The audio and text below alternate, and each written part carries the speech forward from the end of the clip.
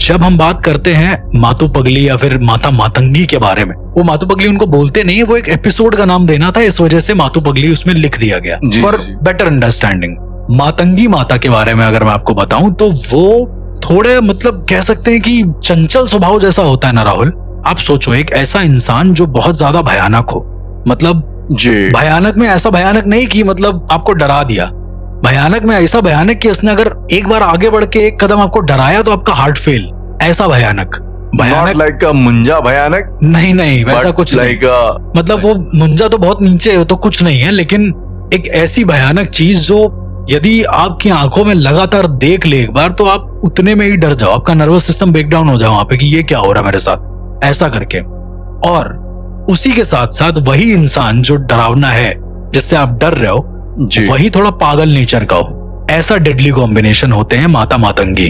पागल नेचर मतलब मैं पागल नहीं बोल रहा हूँ उनको, सो सॉरी जी, मैं बोल रहा हूँ कि बड़ा चंचल नेचर हो। ओके जरा एक आदमी ऐसा सोचिए जो बहुत ज्यादा खून खराबे वाला और उतना ही ज्यादा चिल हो, उतना ही ज्यादा एकदम। आपने फिल्म देखी है जो मास्क करके फिल्म है जिम कैरी की, जी, जिसमें जो कैरेक्टर है जो एकदम है तो बहुत फनी, लेकिन एक तरीके से बहुत डरावना भी है अगर आप रियल लाइफ में उसको इमेजिन करें। या joker of Batman, joker in fact जैसे कि वो बहुत नॉर्मल है पर मतलब बहुत हंसता खेलता है, नहीं है लेकिन वो साइकोटिक बोलते हैं, पर कई सारे ऐसे भी विलेंस दिखाए गए जो बड़े एकदम चिल हैं, बड़े चिल टाइप है, खून करके चिल है एकदम, उनको कोई दिक्कत ही नहीं हो रही, वो काफी एकदम नॉर्मल कोल्ड हार्टेड किलर्स। मैं कंपैरिजन उनसे नहीं कर रहा हूँ, मैं इन महाविद्या का कंपैरिजन कर रहा हूँ एक ऐसी सीमा से, एक ऐसे इमोशन से जो पराकाष्ठाओं को पार करे, मतलब जो पूरी तरीके से तुम्हारे साथ खेल ले, एक तरीके से मान के चलो कि पागलों के तुम एकदम पागल हो जाओ, ये क्या हो रहा है मेरे साथ, ऐसा तो नहीं होता है। ओके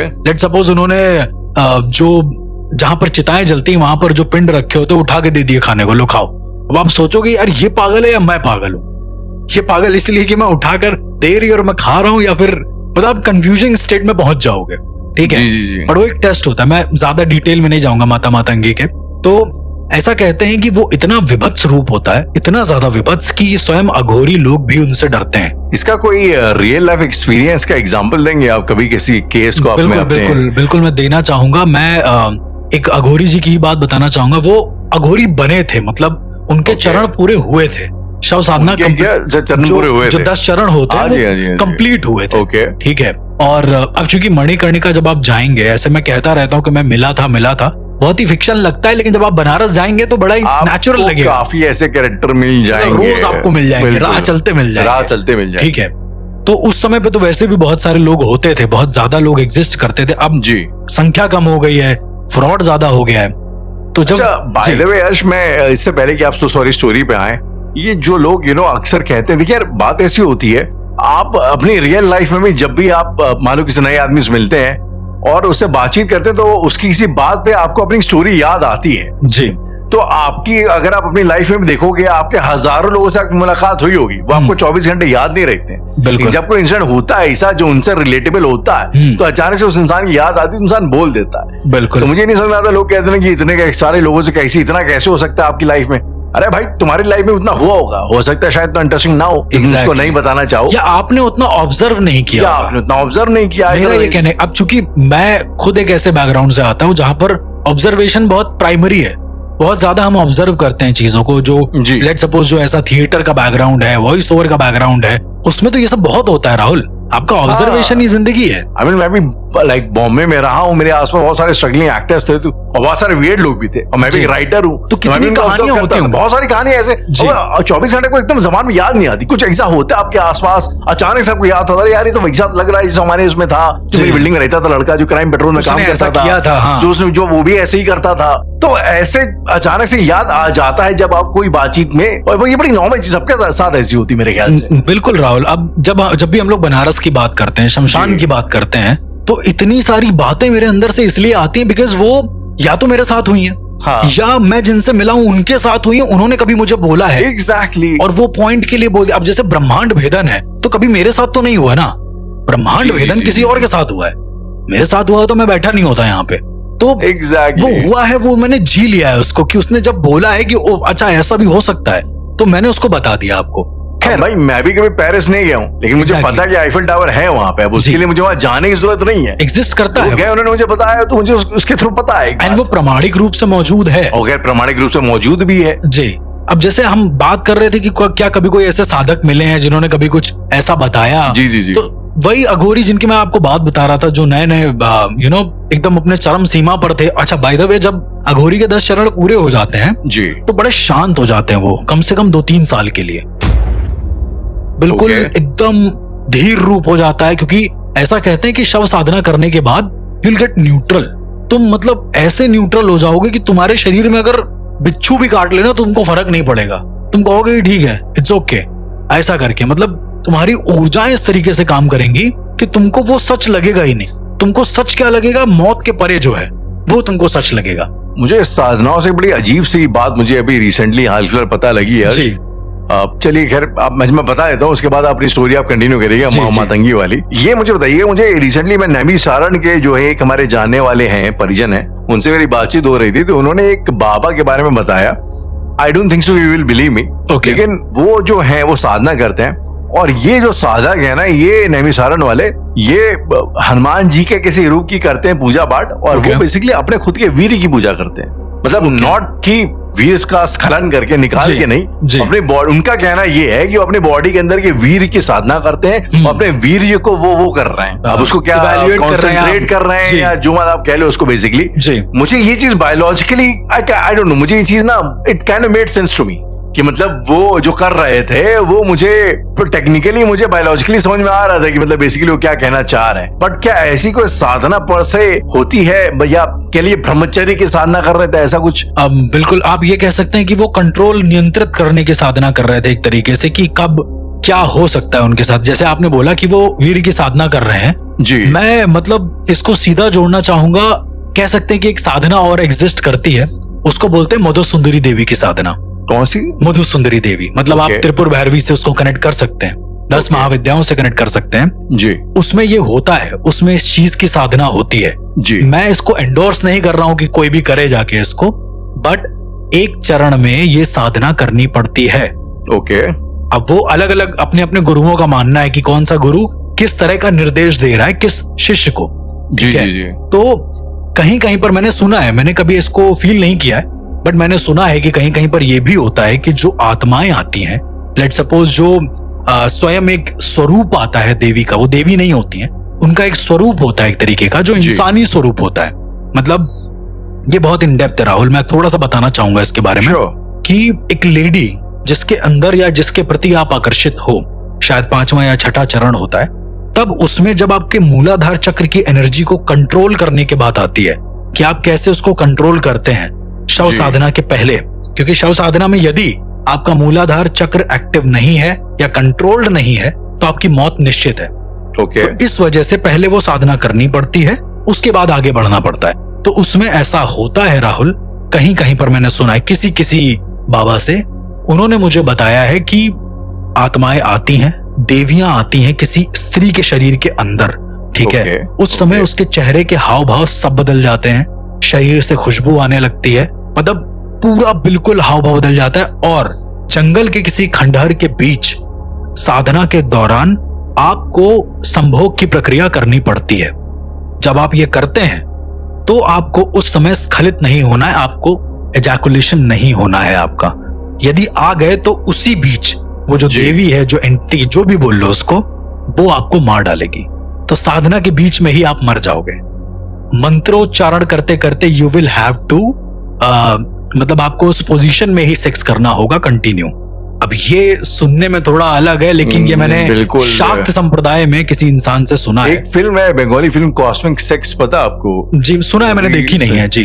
तो आप उसको अगर आप देखेंगे तो उसमें भी बेसिकली एक साधक है, उनकी एक वो है शिष्या है, और उसमें बेसिकली ये चीज जो आपने जस्ट अभी बोली, इनफैक्ट मुझे एक सीन याद है उसमें जब वो लोग सेक्स कर रहे होते हैं तो it's like very emotionless sex. Okay. आप उसमें बहुत ज्यादा चेहरे पे हाव भाव नहीं कर रख सकते आप। और एक शर्त और है, जब आप सेक्स कर रहे हैं so you are suppose to look each other in their eyes, मतलब आपको एक दूसरे की आंखों में आंखें डाल करके सेक्स करना है, 1 मिनट के लिए भी इधर नहीं देखना। ये बड़ा अजीब सा कॉन्सेप्ट है उसमें। आज आपने बोला तो मुझे याद है कि हम लोग बात कर रहे थे। मैं मिला भी हूँ ऐसे साधक से जिसने अब ये चीज कर रखी थी और वो शाक्त संप्रदाय के एक अघोरी थे बेसिकली। तो उनका कहना था कि उन्होंने इस तरह के अलोपन देवी को साध रखा है। अब उनको अलोपन बोलते हैं, उनका क्या नाम है देखिए, अलोपन देवी नाम का तो मैं एकदम श्योर नहीं कह सकता कि यार यही नाम एग्जिस्ट करता है। मैं सिर्फ वो बता रहा हूँ जो मैंने सुना है। तो उन्होंने बोला कि उन देवी को मैंने साधा है, वो त्रिपुर भैरवी है, वो त्रिपुर सुंदरी है, उससे बेहतर कुछ है ही नहीं। आप समझ रहे हो? तो उनका ये कहना था कि जब मैंने ये किया है, इस चरण को क्रॉस किया है जी, उस दिन से मेरे अंदर मोह खत्म हो गया है। उस दिन से मेरे अंदर से ये जितनी भी फिजिकल अट्रैक्शंस वाली चीजें होती हैं ये सब खत्म हो गई। और यदि मुझे ऐसा कुछ करना होता है या मेरे शरीर को ऐसा नीड होती है तो मैं किसी अदर आयाम में ये चीज कर लेता हूं। अब ये और दिमाग घुमाने वाली चीज है कि किसी दूसरे आयाम में। मैंने पूछा कैसे? कहते हैं जिस आयाम में या जिस यूनिवर्स में, सिंपल भाषा में, वो एक बच्चे हैं या फिर वो एक किशोरावस्था में है, उस किशोरावस्था में अपनी प्राण ऊर्जा को भेजकर ये पूरा संभोग की प्रक्रिया करके वो वापस आ जाते हैं। ये अलोपन देवी को साधने के बाद ये पावर यू गेन, ऐसा उनका मानना है। Okay, this is very interesting also dangerous. कि मैंने उनसे पूछा कि शायद तभी क्या जितने भी अघोरी हैं यहाँ पर उनको कामोत्तेजना नहीं होती या फिर उनको ज्यादा वो अराउज नहीं होते हैं सेक्सुअली। तो उन्होंने कहा कि वो होते हैं। कई ऐसी भी प्रक्रियाएं हैं राहुल जिसमें वो जो अघोरी होते हैं वो अपने लिंग में एक कील को गाड़ लेते हैं, बहुत बुरी तरीके से फिजिकली गाड़ते हैं। उस कील को पहले साधते हैं, उसके बाद उस कील को उसमें गाड़ लेते हैं। ओके, ऐसा कहना है उनका कि इससे कामोत्तेजना तो नहीं होती है, लेकिन वो जिस भी आयाम में चाहें, जिस रूप में भी चाहें, उस रूप में वो सेक्स कर सकते हैं बड़े आराम से। और यदि आप देखेंगे, मैं सारे अघोरियों की बात नहीं बता रहा हूं, अगेन जो मेरे भी गुरु थे उनके साथ ऐसा कुछ नहीं था ना, उन्होंने मुझे कभी ऐसा बताया। ये मेरी एक्सप्लोरेशन है कि मैंने सुना है लोगों से शाक्त संप्रदाय में वहां जा जाकर कि कुछ ऐसे तारापीठ के अघोरी थे वहां जो मिले थे मुझसे, वो कहीं और के थे, वहां तपस्या करने आए थे। तो उन्होंने ये बोला कि हम ये करते हैं। जब मैंने पूछा कि क्या ये किसी महाविद्याओं में आता है, क्योंकि मैं एक साधक हूं, मैं उनसे सवाल जवाब बड़े आराम से कर सकता हूं, मुझे कोई दिक्कत नहीं। आम इंसान भी कर सकता है, बस वो अपनी विल को पावरफुल रखे बोलते समय। क्योंकि यदि उन्होंने बोला और तुम डाउन हो गए तो दिक्कत है, कहीं ना कहीं आपकी एनर्जी डाउन पड़ जाएगी, आप पूछ नहीं पाओगे। पूछने में भी एक सिनेरियो होता है राहुल, वो मैं आपको फिर कभी बताऊंगा। तो जब मैंने इनसे पूछा तो उन्होंने बोला कि हाँ, ये 10 महाविद्याओं में त्रिपुर सुंदरी हैं और ये त्रिपुर सुंदरी की अलग अलग कलाएं हैं। अब ये सुन के मेरा दिमाग थोड़ा सा चकराया कि त्रिपुर सुंदरी की अलग अलग कलाएं हैं, मतलब उन्होंने कहा कि कर्ण पिशाचिनी के बारे में सुना है। अब राहुल ये मैं आपसे पूछूंगा या जितने लिसनर है उनसे पूछूंगा तो सब एकदम आई गेस टॉप पे आ जाएंगे कि अरे वो ऐसा करती है, वो ये करती है, वो करती है, जी कान पे आके बोलती है, या वो संतुष्ट करती है वाइफ की तरीके, न जाने क्या क्या कमेंट्स आए थे। खैर हमारी कर्ण पिशाचिनी वाली रील में कि जी बिल्कुल, my future wife be like this, ऐसा वैसा करके। तो उनका कहना है कि जो कर्ण पिशाचिनी है, जो यक्षिणियां हैं जी, वो जो होती हैं वो मधुसुंदरी देवी, वो अलोपन देवी, या फिर जो जिनकी त्रिपुर सुंदरी, त्रिपुर भैरवी जो उनके हिसाब से हैं, उन्हीं की कलाएं होती हैं। 8 अलग अलग ऐसी पिशाचिनियां और यक्षिणियां होती हैं जो सिर्फ इसी काम के लिए अपॉइंट होती हैं, ऐसा उनका मानना है। और उन्हीं 8 कलाओं में से कोई एक कला किसी स्त्री के अंदर आती है जब वो सेक्स वाला पूरा का पूरा प्रोसेस होता है। तो एनीवेज जो आपने मुझसे बोला कि वो वीर को साध रहे थे जी, तो मेरा ऐसा मानना है, जहां तक मैंने सुना है, वीर को साधने का जो प्रोसेस है वो इसी सब साधनाओं के अंतर्गत आता है कि वो अपने आप को कैसे कंट्रोल कर सकते हैं स्खलित होने से। यदि आपने उस पे कंट्रोल कर लिया, ये एक लॉजिकल भी है, यदि आपने उसको कंट्रोल कर लिया तो you can train your mind. एक तरीके से तुम अपने दिमाग को कंट्रोल कर सकते हो और यू नो ड्यूरिंग सेक्स आप बहुत सारी चीजें, बहुत सारे अलग अलग वेरिएशन परफॉर्म कर सकते हो, मेरा ऐसा मानना है। खैर ये आई थिंक मुझे लगता है टॉपिक अपने आप में एक टॉपिक है, एक बहुत बड़ा टॉपिक, कभी डिटेल में बात करेंगे। लेकिन आपको जो माता मातंगी के एक्सपीरियंस के बारे में बता रहे थे, जो साधक के बारे में। एग्जैक्टली, नाउ कम टू माता मातंगी। तो मैं एक साधक से मिला जिन्होंने अभी अभी अपने सारे चरण पूरे, बड़े बड़े शांत एकदम। तो मैंने उनसे पूछा कि बाबा आपको डर नहीं लगता, आपने इतने सारे अभी अभी आप ऐसा बने हैं। तो बोले कि मेरे को डर नहीं लगता। वो करीब 8-9 बार मुझे बोल गए कि उन्हें डर नहीं लगता है। मेरे साथ अच्छा सत्यम नाम का एक लड़का था, तो उसने कहा कि हम भी एक्सपीरियंस करना चाहेंगे माता मातंगी को। अच्छा, बाय द वे, जब आप ऐसे इस तरीके से मजाक करके कुछ बोलते हैं तो उनके ना हाव भाव बदल जाते हैं। ऐसा कहते हैं कि यदि आप किसी अघोरी के सामने कुछ ऐसा मजाक करते हैं तो जो शक्तियां होती हैं वो सबसे पहले उनके चेहरे पे आ जाती हैं, इसीलिए उनके चेहरे के हाव भाव बदल जाते हैं बहुत ज्यादा। ओके। और शव साधना करने के बाद ऐसा कहा जाता है कि एक औरोबोरोस के बारे में आपने सुना होगा ना, snake eating its own tail वाला जो कॉन्सेप्ट है पुराना, वही अघोर पंथ के पहले और 10वें चरण में भी है। शव साधना खत्म होते ही you will have to reverse माता मातंगी, और इस तरह से ये जो प्रोसेस है ना, इसके तुम आदी हो जाते हो, ये चलता रहता है एक तरीके से। तो तुम मास्टर करने लगते हो उस चीज को जल्दी। ऐसा नहीं कि तुमने एक बार कर लिया, एक बार तुक्का लगा के तुम आगे बढ़ गए तो बढ़ गए, बट वो चीज तुम्हें कंटिन्यू करनी है। तो अगेन जब माता मातंगी वाला प्रोसेस सामने आता है तो तुमको अपने फियर से लड़ना पड़ता है, तुमको अगेन उस फियर को दोहराना पड़ता है, क्या हो रहा है क्या नहीं हो रहा है। And I can't tell you Rahul. तो सत्यम ने ऐसा बोला तो पहले तो उन्होंने बहुत घूर के देखा, मतलब उनकी आंखें कुछ ऐसी थी राहुल जैसे कोई डेड बॉडी देख रही हो, ऐसा करके मुझे ऐसा लगा, फील हुआ। डेथ स्टेयर, एकदम स्टेयर और एकदम नम्ब एक्सप्रेशंस, कोई एक्सप्रेशन नहीं उनके। तो उन्होंने कहा कि एक काम करो, वहां से मिट्टी उठा कर लाओ, मतलब सत्यम को ही बोला मिट्टी उठा के लाओ। थोड़ी सी मिट्टी पड़ी हुई थी साइड में घाट के, वो गया मिट्टी उठाकर लेके आया। तो बोला कि तुम्हारे दादी की मौत को 10 साल हो गए? वो बोला यस हो गए। मतलब उसके लिए इतना आश्चर्य की बात नहीं थी क्योंकि वो पता था भाई अघोरी हैं, उनको सब पता होगा। तो उन्होंने कहा कि ठीक है, ये मिट्टी को अपने बैग में डाल लो और थोड़ी देर के लिए यहीं सो जाओ। ये सोया है, मैं वहीं पे था, सोया मतलब मुश्किल से क्या आधा 1 घंटा सो गया होगा बातचीत करते करते घाट पे। मैं बैठा हुआ था उनके साथ में। मैं क्या देखता हूँ राहुल, बीच में उसकी आंख खुलती है, ठीक है, और आंख खुलने के बाद वो पीछे हटता है 2-3 कदम हम लोगों को देख के। हम बोलते हैं सत्यम क्या हुआ जी, और वो बार बार चिल्लाता है दादी दादी दादी, दूर रहो दूर रहो, ऐसा करके। मैं कहा बाबा क्या हो रहा है इसको? तो उन्होंने कहा रुक जाओ, कुछ मत करो। तो बहुत देर वो रोने लगा कि दादी, मतलब उसके अंदर की इमोशंस बाहर आने लगे कि हम आपसे ये नहीं कह पाए थे, हमें माफ कर दो, ऐसा वैसा, और आपको हमें ये कपड़े दिलाने थे, साड़ी दिलानी थी, हम दिला नहीं पाए। अब वो हम लोगों से बोले पड़ा है सारी चीजें, कि बड़ा ट्रिकी था मेरे लिए। मैंने कहा ये हो क्या रहा है इसको? मैं बोल रहा हूँ कि भाई सत्यम सब ठीक है, अब वो हमारी ही बात को रिप्लाई कर रहा है ऐसा दादी समझ के, कह रहा कुछ ठीक नहीं है, आप लोग आप इस दुनिया से चले गए हो और मुझे बहुत बुरा लगता है, अब मुझे खाना कौन खिलाएगा बनाकर, ये सब चीजें। और रोए पड़ा है वो, कंटिन्यू रोए पड़ा है। तो रोने के बाद मैंने क्या देखा है, वो जो बाबा है उन्होंने चुटकी बजाई है, एक चुटकी बजाई, चुटकी को सुना है उसने, मतलब जैसे कोई बजाता है आप ऐसे करके सुनते हो कान लगा के। सुनने के बाद वो लेट गया, अपनी जगह पे ही लेट गया। ओके।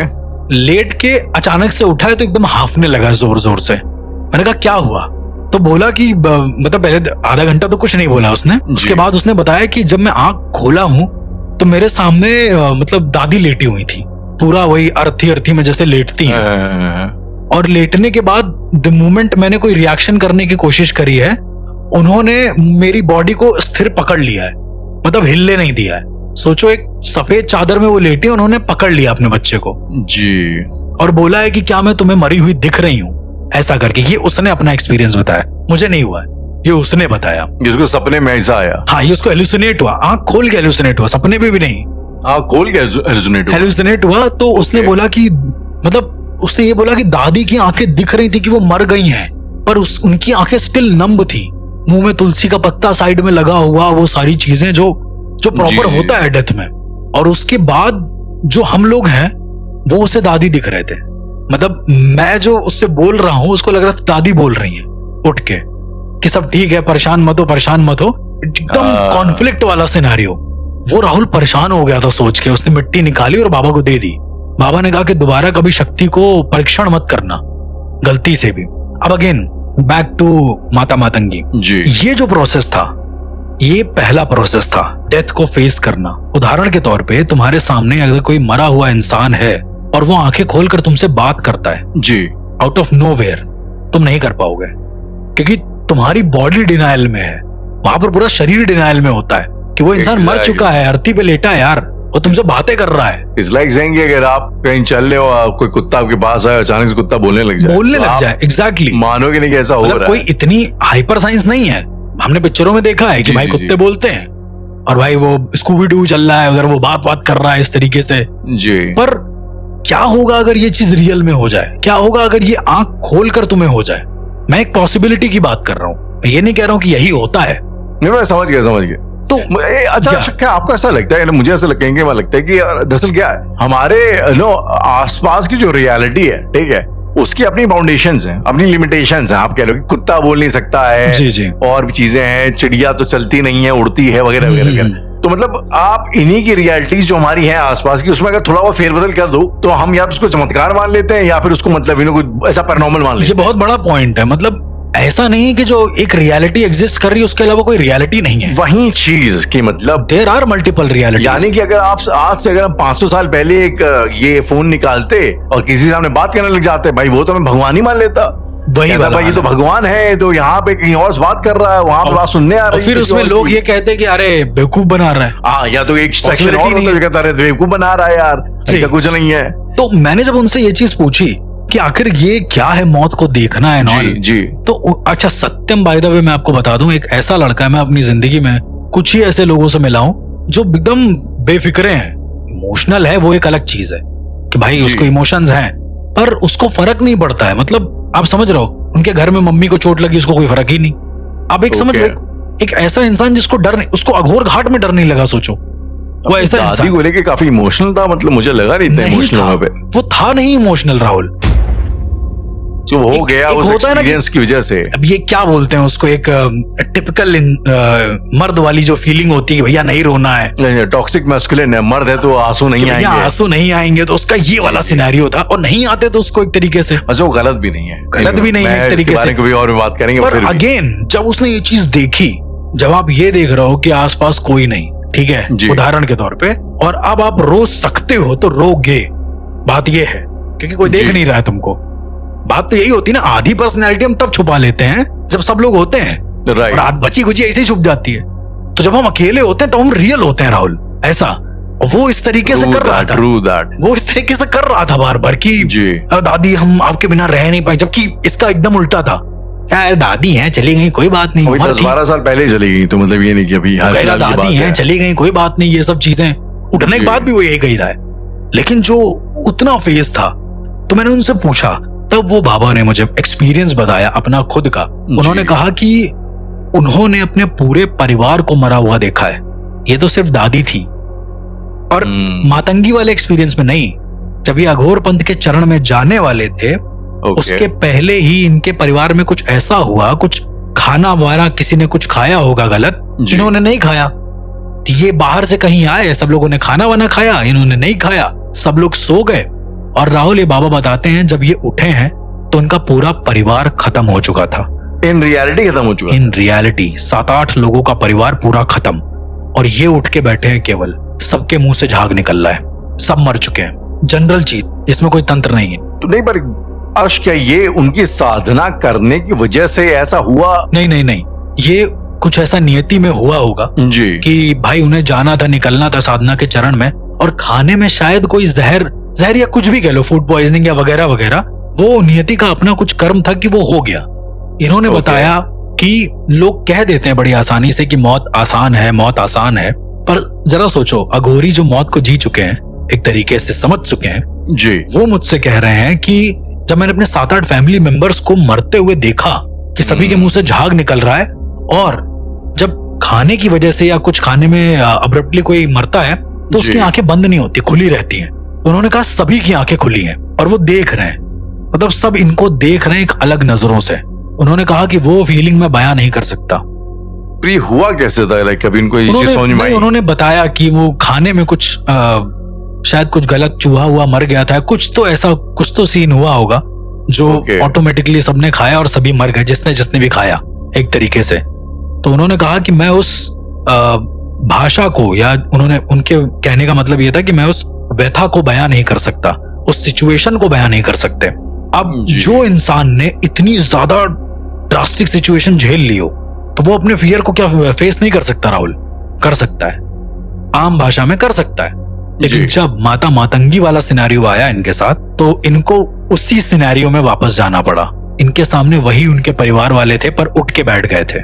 उन्होंने कहा कि बेटा हमें बचा लेते खाना खाने से। मतलब आप समझ रहे हो, एक ऐसा फॉरएवर गिल्ट में डाल देते हैं कि उस चरण में कि तुम पागल हो जाओगे, तुम कहोगे यार मैं क्यों नहीं बचा पाया, मेरे हाथ में था। अर्श, मैं आपसे इस मोमेंट पे एक पर्सनल सा सवाल करूं कि आपको क्या लगता है इंसान को डर किस चीज का ज्यादा लगता है, अपने नुकसान, अपनी मतलब अपना सिक्योरिटी का डर या फिर किसी गिल्ट का डर? गिल्ट का डर, सबसे ज्यादा गिल्ट का डर होता है। इंसान को गिल्ट का डर ज्यादा होता है, बहुत ज्यादा होता है गिल्ट का डर। मतलब गिल्ट के डर से उबर पाना मुश्किल होता है क्योंकि उस समय पर वो सिचुएशन दोबारा लौट के नहीं आती। जब वो अपने ऊपर डर होता है तो यू कैन कंट्रोल कि वो मेरा अपना है यार, चलो ऐसे ऐसे करके उसको सॉर्ट कर सकते हैं। पर जब गिल्ट का डर होता है तो तुम उस मोमेंट पे नहीं जा सकते हो, दोबारा तुम टाइम पीछे करके नहीं जा सकते हो। मतलब उससे फाइट करने का आपके पास कोई खास वो ऑप्शन ही नहीं होता है, तरीके रहते नहीं है। फिर उन्होंने जैसे तैसे उस चरण से वो माता मातंगी वाले से आगे निकले और उन्होंने कहा कि यदि तुमको मौत को फेस करना है ना, तो यदि कोई मर जाए तो उसकी आंखों में लगातार देखो, तुम देख नहीं पाओगे। अब ये सोचने में बड़ा अजीब, मैंने कहा ऐसे तो लाखों डॉक्टर्स हैं जो करते हैं भाई, और पोस्टमार्टम करते हैं। तो उन्होंने कहा कि पॉसिबल ही नहीं है, वो आंख बंद कर देते हैं। मैंने कहा ये भी सही बोल रहे हैं कहीं ना कहीं एक तरीके से। कह रहे आप लगातार एक मुर्दे की आंखों में नहीं देख सकते हो, आपको अचानक से जो आपकी चीजें हैं पुरानी, जो गिल्ट वाली चीजें और न जाने क्या क्या, वो आपको याद आने लगेगा। अब खैर मैंने कभी आजमाया नहीं ये चीज राहुल, लेकिन ये जो मातंगी माता का एक्सपीरियंस साधक जी ने शेयर करा था ये मेरे जहन में रह जाएगा। इवन जो सत्यम है कहता है कि यार मतलब अभी ऐसे ही मजाक में कहता है कि यार मुझे देखना है किसी डेड बॉडी की आंखों में। मैं कहा तुम देखोगे तो फिर से तुम्हें दिक्कत होगी। मतलब ये जस्ट लाइक हर इंसान के अंदर ना इमोशंस होते हैं राहुल। 10 महाविद्याएं सिर्फ ये नहीं बताती हैं कि तुम तंत्र को सीख जाओ और काला जादू करने लगो और पागल हो जाओ। मेरा ऐसा मानना है 10 महाविद्याएं तुमको ये भी बताती हैं कि how to overcome your guilt. तुम अपने गिल्ट के परे जा सकते हो, गिल्ट तक ही तुम सीमित नहीं हो। Basically overcome your fears, guilt being one of them. Yes, guilt being the biggest one I guess एक तरीके से। अर्श, मुझे याद है, मतलब मैंने हम लोगों ने इसके बारे में अक्सर बातचीत करी है। मैंने आपको एक कॉन्सेप्ट के बारे में बताया था जिसका नाम है भैरवी यातना जी। तो बेसिकली कॉन्सेप्ट कुछ ऐसा है कि हम सब ने चीज सुनी है कि जब आप मरने वाले होते हैं तो आपकी मौत से ठीक पहले आपकी लाइफ पूरी आपके सामने रोल करती है, एक फिल्म की तरह। जी, हम लोग कई बार बात कर चुके हैं इसके बारे में। नैनो सेकंड्स आपकी पूरी लाइफ आपके सामने एक फिल्म की तरह आती है, उसके बाद आपकी मौत होती है। और ये मल्टीपल लोगों ने इस चीज की गवाही दी कि ऐसा होता है, कई फिल्मों में हम इस चीज को सुन चुके हैं। सो ये जो चीज होती है इसे हमारे कल्चर में भैरवी यातना बोला जाता है कि आपको मरने से पहले प्रॉब्ली भैरव भगवान आके आपकी दिमाग की मेमोरी को गायब करते हैं कि भाई तुमने जिंदगी में जो जो किया है वो आखिरी बार देख लो, उसके बाद ये लाइफ खत्म है तुम्हारी ये लाइफ। जी जी जी, ये भी आई थिंक मुझे लगता है ये जो अटैचमेंट है अपनी लाइफ का, अपनी लाइफ के मोमेंट्स का, अपनी लाइफ में आसपास कैरेक्टर्स का, ये भी एक किस्म का फेयर है। और शायद मरते टाइम इसका भी दुख ज्यादा ही होता है जब आप मरने वाले इसमें होते हैं कि अब जो है सब खत्म हो रहा है, अभी रिश्ते आगे नहीं रहेंगे, मैं इसको वापस कभी नहीं देख पाऊंगा। तो शायद ये भी जो है भैरव भगवान आ करके उसको खत्म करते हैं। बिल्कुल राहुल, मतलब अगर आप देखेंगे, मैं जितने भी हम लोग पैरानॉर्मल के एपिसोड्स बताते हैं, जो लोग कहते हैं कि आपका ये केस ऐसा था, वो केस ऐसा था, लोग केस याद रख जाते हैं, राइट, कहीं ना कहीं से। जी, केस क्यों याद रखते हैं राहुल? मेरा ये कहने का मतलब है यदि हम 10 महाविद्याओं की बात करें तो 10 महाविद्याओं में जैसे धूमावती के बारे में मैंने आपको बताया, माता के बारे में कि भाई वो इस तरीके का उनका प्रेजेंस है, वो इस तरीके के सिचुएशन में आती हैं एक तरीके से। तो वो जो सिचुएशन है, लाइफ के जो सिचुएशन है, वो किसी न किसी अटैचमेंट से इन्वॉल्व है, राइट। और वही अटैचमेंट इस दुनिया के सारे लोगों से इन्वॉल्व है, राइट। फियर हो गया, किसी को खोने का डर हो गया, मान के चलिए गिल्ट हो गया, जो भी है जी। शायद तभी लोग ज्यादा कनेक्ट करते हैं इन सब चीजों से जो हम लोग बताते हैं, क्योंकि वो उनकी जिंदगी का ही एक इमोशंस, उनकी जिंदगी का एक परम हिस्सा है एक तरीके से। या आप ये कह लो, या मुझे ऐसी चीज लगती है ना कि अर्श की खुशियों से ज्यादा ना ट्रॉमा यादगार होता है। आई मीन आप 10 साल पहले आज की तारीख को 11 जून को आप क्या कर रहे थे आपको नहीं याद होगा, बिल्कुल। लेकिन जब 26/11 का अटैक हुआ था आपको एग्जैक्टली याद होगा कि आप कहाँ पे थे, आप क्या कर रहे थे उस मोमेंट में जब आपको पता लगा कि ऐसा कुछ हुआ था। उतनी बड़ी ट्रेजेडी हुई थी आपके साथ, ट्रेजेडी हुई थी। मुझे ऐसा लगता है कि ट्रॉमा में तभी आप देखिए ना, आपको हमारे स्कूल के दोस्त हमें इतना क्यों याद रहते हैं, क्योंकि ये उस टाइम में थे जब हम लोग जो एक क्लासरूम अंदर बंधे रहते थे, हम लोग का एक ही एनिमी था, हमारा क्लास टीचर या जो भी है। तो मतलब एक ट्रॉमा, आप देखिए जितने भी एनडीए होते हैं, आर्मी की ट्रेनिंग आपकी बहुत रैंकिंग ली जाती है। उनका भाई, उनकी साइकोलॉजी यही है कि जब भी आप मास में एक ग्रुप ऑफ स्टूडेंट्स को या ग्रुप ऑफ फ्रेंड्स को अगर आप मास में कलेक्टिवली परेशान करते हो, तो उनकी जो बॉन्डिंग होती है आपस में, वो लाइफ लॉन्ग के लिए रहती है, क्योंकि आपने साथ मिलकर ट्रॉमा को झेला है। मतलब इसी को शायद साधना बोलते हैं, शायद इसी को साधना, मतलब एक तरीके से, हाँ साइकोलॉजिकली देखो तो ये भी एक तरीके की साधना है। Master something you will have to, मतलब तुमको तपना पड़ेगा,